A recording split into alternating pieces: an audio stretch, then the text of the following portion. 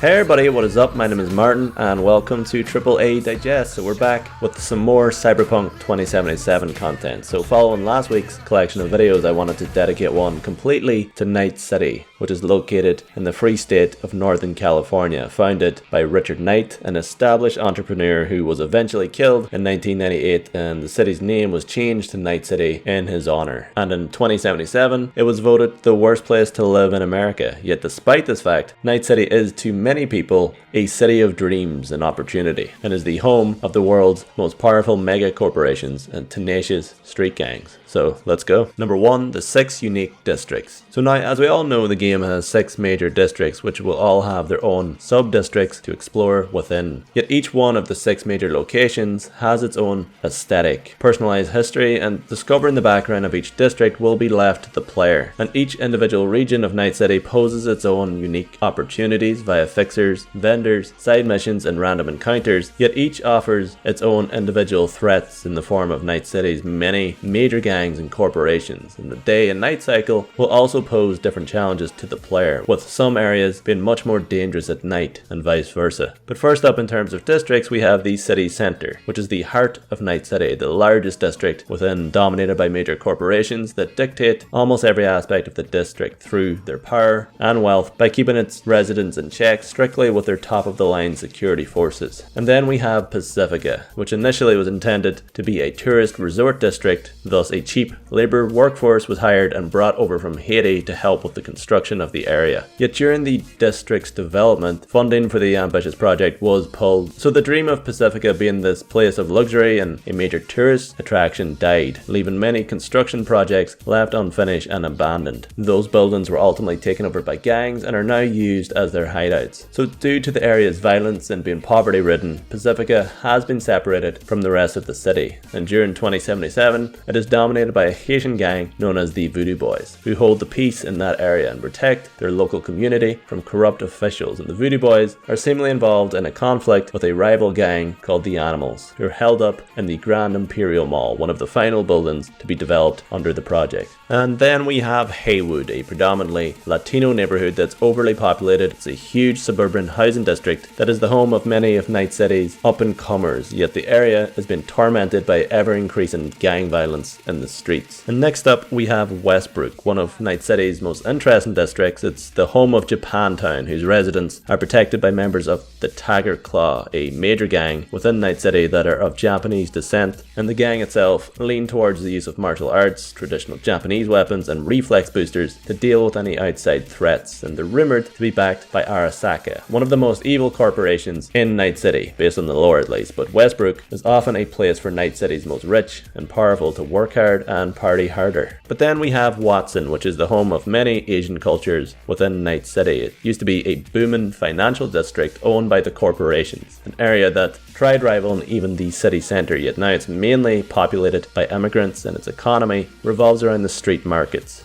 Although despite its kind of fall from grace, it's still deemed a somewhat wealthy district that is the home of a highly augmented combat gang known as the Maelstrom Gang, who are led by Simon Randall Royce from the All Food plant, and the gang raids corporate transports and sells stolen tech on the streets of Watson. And this is the location in which our protagonist V lives, in a high-rise apartment many floors above ground within what's called a mega building. And then we have Santo Domingo, an industrial hub responsible for powering the entire city. It holds large industrial factories, towers, and power generators that are present in their thousands, and there's not much known about Santo Domingo other than that. Number 2, so outside of the 6 districts, we can travel to the outskirts of Night City, known as the Badlands, and explore the desert of California and view things like power plants, abandoned highways, and encounter the world's nomads, who often despise the idea of being a corporate slave, or people who've grown up and spent their lives working for gangs. And the nomads want to be strong and independent by instead living outside of the city. And specific quests will bring V to the Badlands to interact with the nomads and rival bandits. So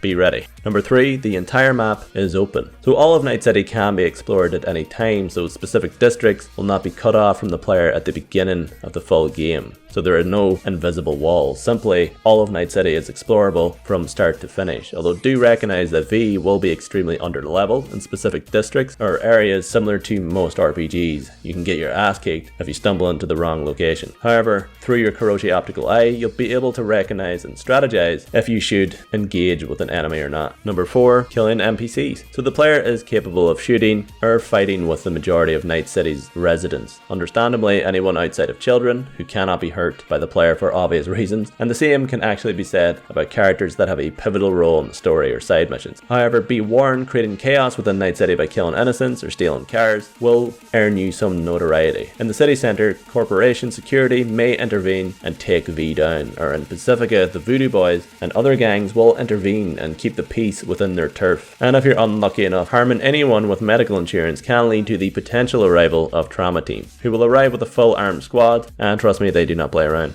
Number 5, certain quests are time of the day exclusives. So specific missions within Night City are only obtainable during certain times, may it be throughout daylight or nightfall. As an example, a side mission could be located within a strip club and will not be available during the day due to the fact the club is closed. The game will ask the player to return later to trigger the mission. But yeah, that is it for today's video. I'll be back on Wednesday with another Cyberpunk video, which is actually a pretty good one. We have another month until new gameplay from CD Projekt Red. The hype is too real, but I have a question for you guys. What district are you most excited to explore? What's the first district you're going to go to when you have the chance? Let me know. Anyway, thank you guys so much for watching. Cyberpunk 2077 releases April 16th, 2020 for Xbox One, PS4 and PC. And for more content like this, stay tuned here on AAA Digest if you want. Later guys, bye-bye.